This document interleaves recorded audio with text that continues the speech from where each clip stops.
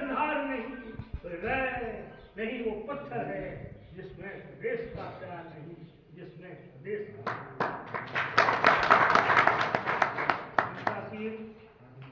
सभी मेरे सहयोगी पंच सरपंच नंबरदार और इस इलाके की बुजुर्ग और माताओं बहनों भाइयों, बड़े सौभाग्य की बात यह है कि आज हिंदू जागरूक होता जा रहा है। मैं ये नहीं कहूँगा कि आज संख्या कम है, संख्या तो और भी बढ़ सकती है, और भी बढ़ जाएगी। आज अगर देखने को मिल रहा है तो देख तो इंडिया चले जाएंगे, आप खाटू श्याम भी चले जाएंगे, आप और कई मेरे ठेले लगे हुए हैं जहाँ झंडा यात्रा है या निशान यात्रा है, सैकड़ों सैकड़ों माताएं बहनें झंडे लेकर के रोड के ऊपर निकली। धर्म की जागृति होगी तभी तो निकल रही। मैं ये समझता हूँ कि पहले हम लोग इस धर्म के प्रति इतने जागरूक नहीं थे जितने आज होते हम जा रहे हैं। आपने देखा होगा पहले क्या था, जब नया साल लगता था तो लोग होटल खोलते थे, रात के 12 बजे होटल मचाते थे और होटलों में कल्पों में जाकर के गुंडागर्दी बहुत कम हो गई है। आपने देखा होगा जिस दिन नया साल लगा उस दिन कई लाख व्यक्ति खाटू श्याम, मैं समझता हूँ करोड़ों व्यक्ति प्रयागराज में, श्री राम मंदिर अयोध्या में, काशी विश्वनाथ काशी में लोगों का जुनून जो जुड़ा हुआ था वो एक बात को दर्शाता है कि हिंदू जागृत हो रहा है, हिंदुओं की आस्था आज आगे बढ़ रही है। ये बड़ी खुशी की बात। और ये कब हुआ, क्यों हुआ, कैसे हुआ, इसका मेन कारण क्या रहा कि 1982 के अंदर, संवत 1982 में कि 27 सितंबर 1925 हमारे डॉक्टर केशव हेडगेवार जी ने जो है ये हिंदू बचाने की संकल्प लेकर के संघ की स्थापना और उसका 100वां वर्ष चल रहा है। अगर ये स्थापना न हुई होती तो भारत का फिर विभाजन हो जाता और आज फिर कंडीशन ऐसी बनती आ रही, इसलिए हिंदुओं को जागरूक किया जा रहा है और हिंदुओं को ये बात जो है बताई जा रही है कि अब आप जाग जाओ, अब समझ जाओ, अन्यथा जो सन 47 में हुआ वो गदर फिर हो।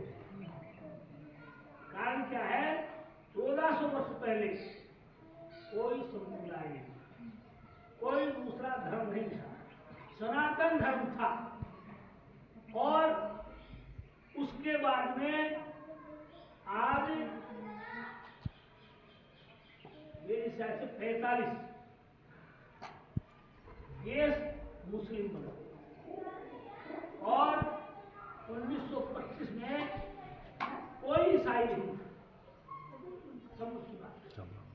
आज 84 देश के संयोग में एक ही जो है हिंदुस्तान बचा हुआ है और कोई हिंदू राष्ट्र आपके पास नहीं, और उसको भी हम हिंदू राष्ट्र घोषित करने के लिए हिंदुओं को जागरूक कर रहे हैं।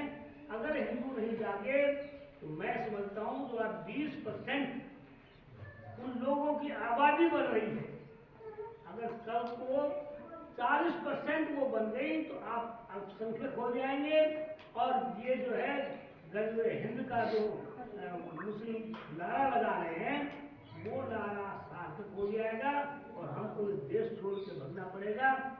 बांग्लादेश से या पाकिस्तान से या कश्मीर से हिंदू जो भग के आया, निकल के आया तो उनको हिंदुस्तान में शरण मिलेगी। अगर आप लोगों को भगना पड़ेगा तो वो कहीं शरण नहीं हो पाएगा। दूसरा देश ही नहीं है, आपको कोई वोटेगा ही नहीं, आप कहाँ जाओगे, आप कहाँ छिपोगे। इसलिए हिंदू जागृति होनी बहुत अनिवार्य है। अगर हिंदू जागृति नहीं हुई तो फिर देश का बंटवारा होगा।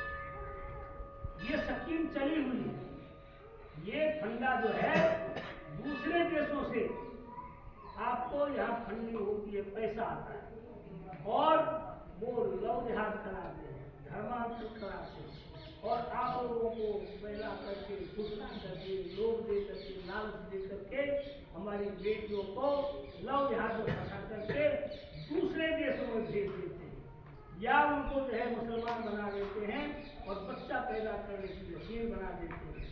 अगर उन्होंने गौ मांस नहीं खाया, धर्म परिवर्तन नहीं किया, भाई कितने टुकड़े करेंगे तो भगवान जाने, आपकी वो बच्चियां जो है बैग में कहीं ना कहीं कोने में सड़ी हुई पड़ी हुई मिलेगी आपको।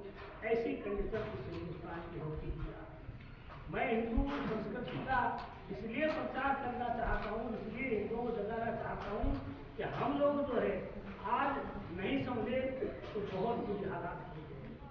कारण क्या है, हमारी जो पीढ़ी है, आने वाली संतान जो है वो भटक रही है। मैं कई बार कहा करता हूँ, भ्रष्ट हुई सद्भावना, भ्रष्ट हुई सद्भावना, अस्त हुए संस्कार, भूल गई सब पीढ़ियां सब आचार। पश्चिम की आंधी चली पूर्व का, पश्चिम सभ्यता हम पर हावी हो गई है।